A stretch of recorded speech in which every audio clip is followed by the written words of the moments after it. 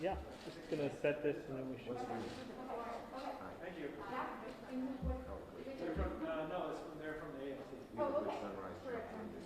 Yeah. Great proposal. And we work. Yay. You can see the like our point or our own cars, I believe. Yeah, that's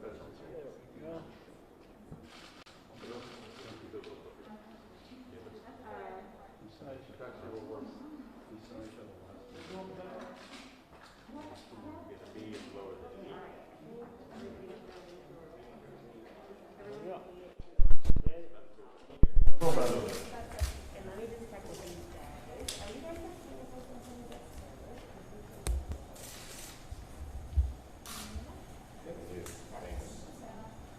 Not as famous as what's her name's Chuck. Pamela was Chuck, so it was old times. And she got 8 million hits. Just a picture of her walking at the airplane in her chucks. We used to call them, we could afford them. As we called them. Converse. Well, we could afford them. We had kids. Oh, we got 7. Good. All right. Good morning, everyone. My name is Kaya Chatterjee. I'm the Executive Director of U.S. Climate Action Network, and I'm here today representing a coalition of grassroots groups, labor unions, Black, Brown, and Indigenous leaders from across the nation and members of Congress today announcing the introduction of a bold plan for economic renewal known as the Thrive Agenda. We have 82 members of Congress that have already endorsed the Thrive resolution as original co-sponsors, and this morning we released a new poll finding a strong majority of the public support Thrive nationwide. Thrive is a unifying roadmap that meets this moment by creating nearly 16 million good jobs, reviving our economy, and addressing the interlocking crises of climate change, racial injustice, public health, and economic inequity. The Thrive Agenda is powered by activists and advocates nationwide and is supported by a wide array of organizations, including the American Federation of Teachers, the Center for American Progress, Church World Service, Climate Justice Alliance, Color of Change, Communication Workers of America, Green New Deal Network, Indigenous Environmental Network, League of Conservation Voters, the Movement for Black Lives, People's Action, SEIU, Service Employees International Union, Sierra Club, Sunrise Movement, United We Dream, and over 150 other advocacy groups. I am going to pass the mic this morning over to Congresswoman Deb Haaland to kick us off, and then I know that Leader Schumer and Senator Markey have to go take votes, so we're going to go ahead and do our sponsored speakers first. Thank you so much. Welcome. Thank you.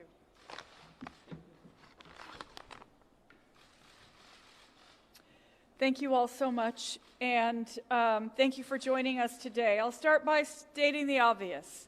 Vast economic, racial, and environmental injustice that has been the status quo in our country is wrong. Our country is facing a slew of crises that are all intertwined. Tens of millions of people are unemployed. The COVID-19 pandemic is still raging on. Racial and economic injustice are getting worse, and the climate crisis is accelerating every single day. This pandemic has put a spotlight on what happens in an economy that doesn't value our workers, that doesn't invest in our future, that doesn't care about our earth, and that doesn't lift people up.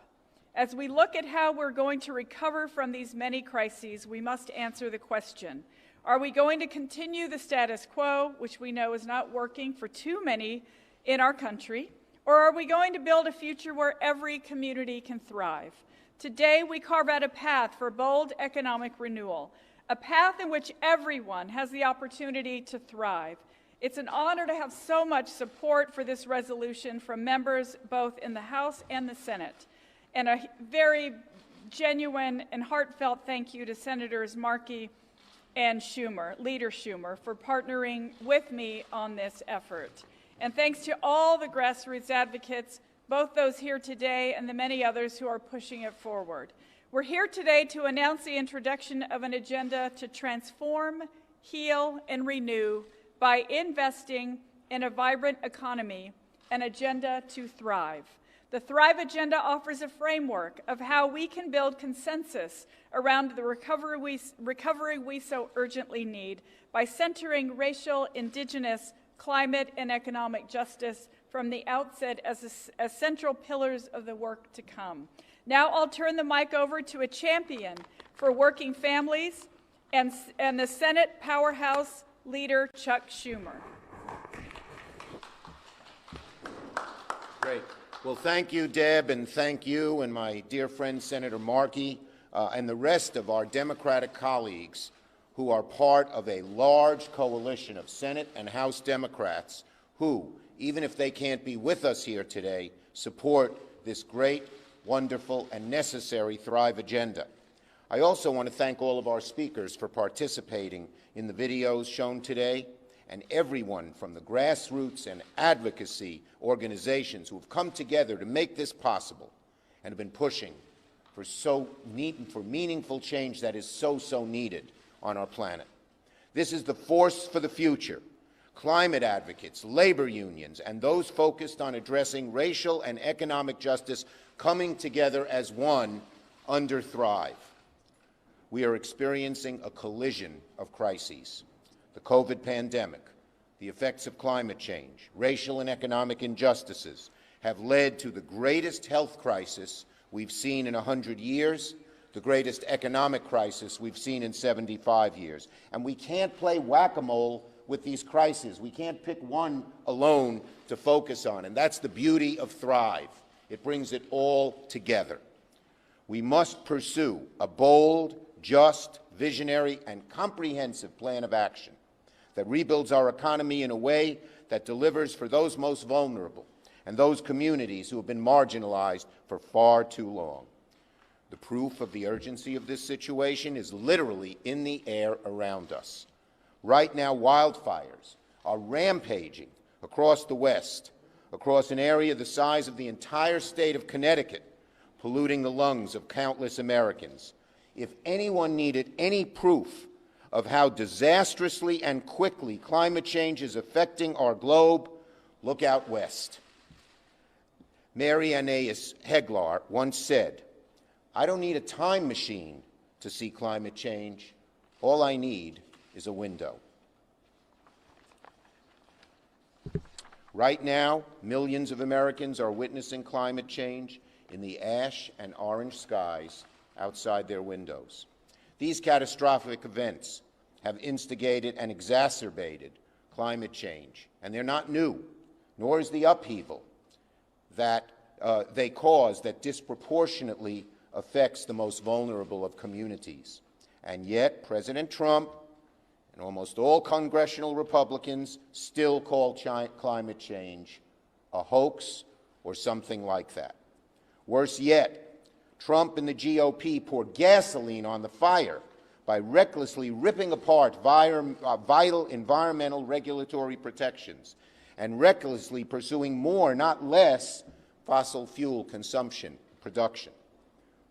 As the number of coronavirus cases continues to grow, more Americans are dying, families face evictions, businesses are at risk of closing, and more workers are forced to go on unemployment.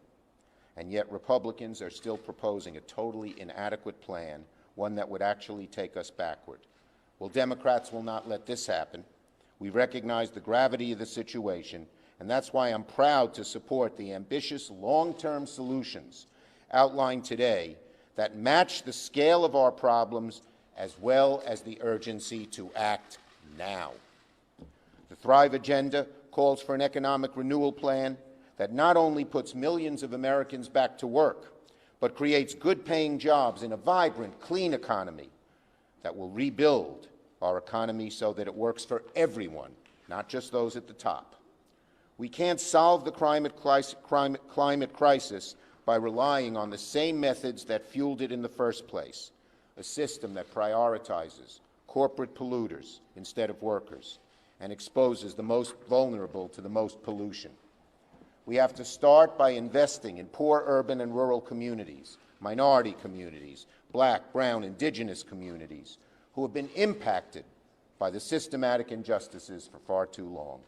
We have to do so by supporting job creation, just transitions that help workers, pollution reduction, and climate resilience.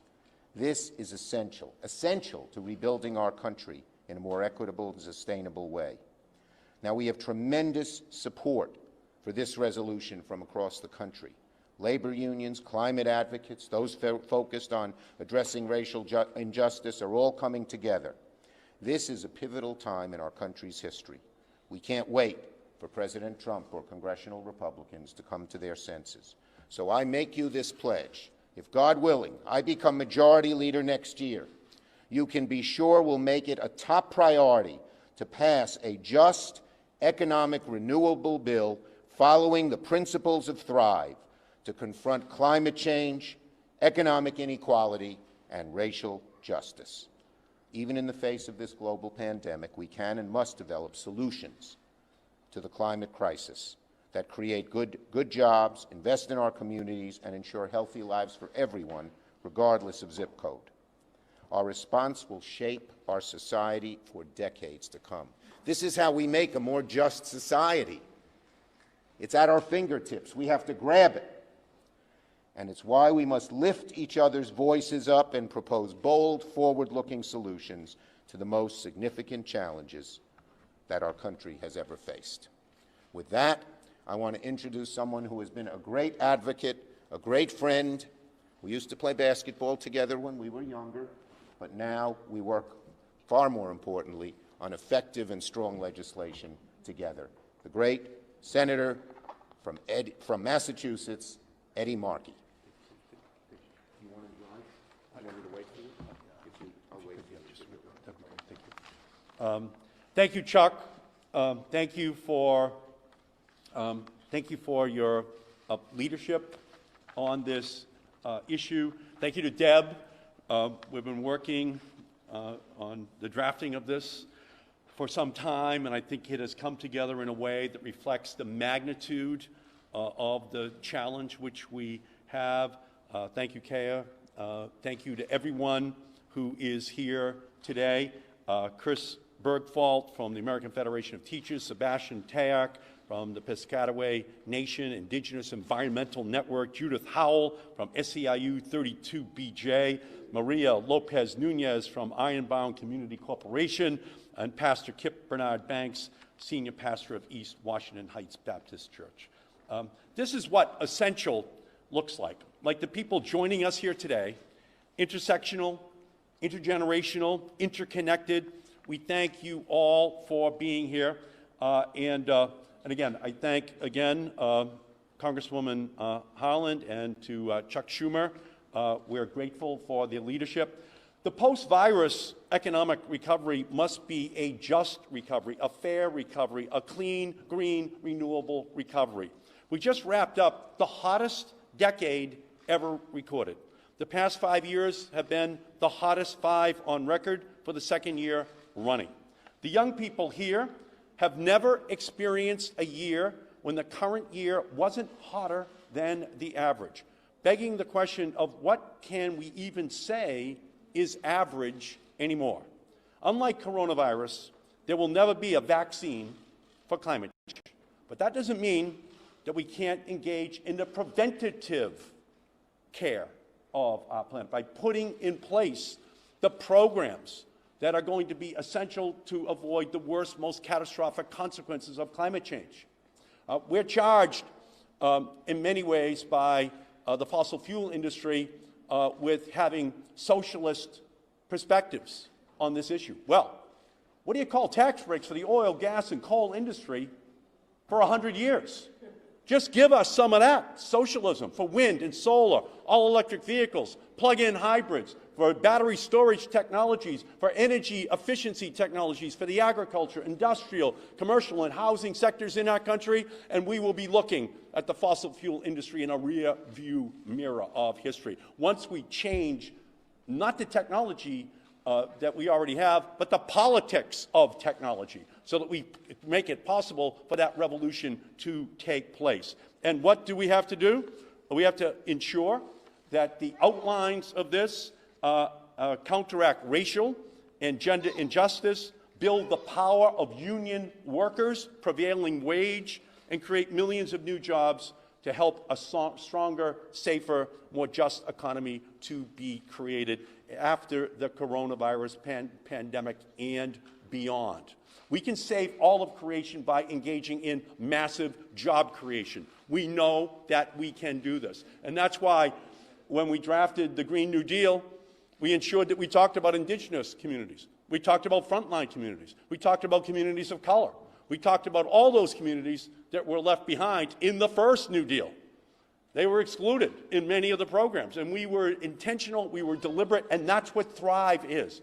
Thrive makes it very clear that we're not leaving behind any of those communities, that we are going to have an incredible economic revolution in this country that provides the jobs of the future while ensuring that we deal with the historic inequities. We know that black and brown families have always breathed different air than suburban white communities. We know that. And we can see it in the coronavirus pandemic, where those who already have pre-existing asthma conditions are more affected by coronavirus because they've already been near that pollution. We know this. We can see the injustice, and we can see who they are. They're black, they're brown, they're poor, they're immigrant communities. And the future has just walked in this room, and we are going to save the planet. We are going to make sure that planet is there, that is safe and clean, and that she will never know that there was such a vice-like grip that was held over our energy agenda in our country. So I cannot thank her as our most important guest today from joining us, because all politics is about the future. The past is just a memory. The future is our hard reality for the poor, the sick, the elderly, but for the children, for those who are most affected by climate change. We must take action. That's what Thrive is all about, and I thank everyone who is here as part of this incredibly diverse coalition. And again, next year, as Senator Schumer said, with his leadership, we will have this agenda on the floor of the United States Senate, and we will be casting votes and making accountable those on the other side of history. So we thank. Pass the bill, we want $1 a pump. So we thank each and every one of you for being here today. Thank you so much. Thank you. Thank you. Thank you, everybody. Thank you, guys. Let's go. Thank you. you. Thank you very much. So, thank you to the